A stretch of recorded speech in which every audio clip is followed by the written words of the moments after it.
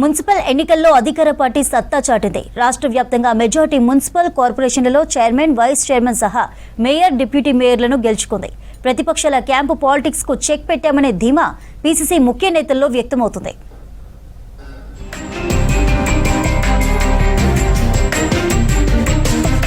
రాష్ట్ర వ్యాప్తంగా మున్సిపల్ ఎన్నికలపై సర్వత్రా ఉత్కంఠకు తెరపడింది. రాష్ట్ర వ్యాప్తంగా 116 మున్సిపాలిటీలు, 7 కార్పొరేషన్లకు ఎన్నికలు జరిగాయి. మెజారిటీ మున్సిపల్ కార్పొరేషన్లలో అధికార పార్టీ పాగా వేసింది. 83 మున్సిపల్ చైర్మన్ స్థానాలను కాంగ్రెస్ గెలిచింది.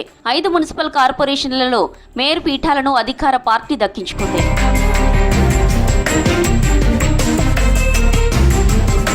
మున్సిపల్ ఎలక్షన్ రిజల్ట్ రాగానే ప్రధాన పార్టీలు తమ కౌన్సిలర్లు, కార్పొరేటర్లను క్యాంపులకు తరలించాయి.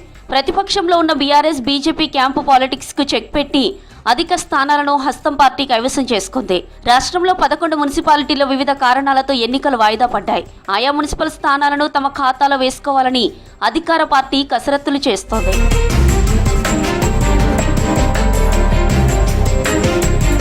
రాష్ట్రంలో మొత్తం 7 మున్సిపల్ కార్పొరేషన్లకు ఎన్నికలు జరిగాయి. వాటిలో 5 కార్పొరేషన్లు అధికార పార్టీ ఖాతాలో పడ్డాయి. Mahbubnagar, Ramagundam, Mancherial, Nizamabad, Nalgonda mayor, deputy mayor స్థానాలు కాంగ్రెస్ గెలుచుకుంది. ఇక కొత్తగూడెం మేయర్ పీఠాన్ని మిత్రపక్షం సిపిఐకి కాంగ్రెస్ వదిలేసింది. చెరో 2.5 ఏళ్లు షేర్ చేసుకోనున్నారు.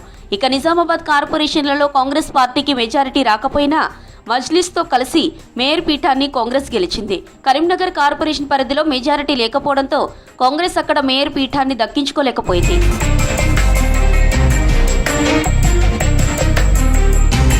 మొత్తానికి సర్పంచ్ ఎన్నికల మాదిరి మున్సిపల్ కార్పొరేషన్లలోనూ కాంగ్రెస్ సత్తా చాటింది. ప్రజల మద్దతుతో రాష్ట్రాభివృద్ధికి మరింత బాధ్యతతో పనిచేయనున్నట్లు కాంగ్రెస్ నేతలు తెలిపారు.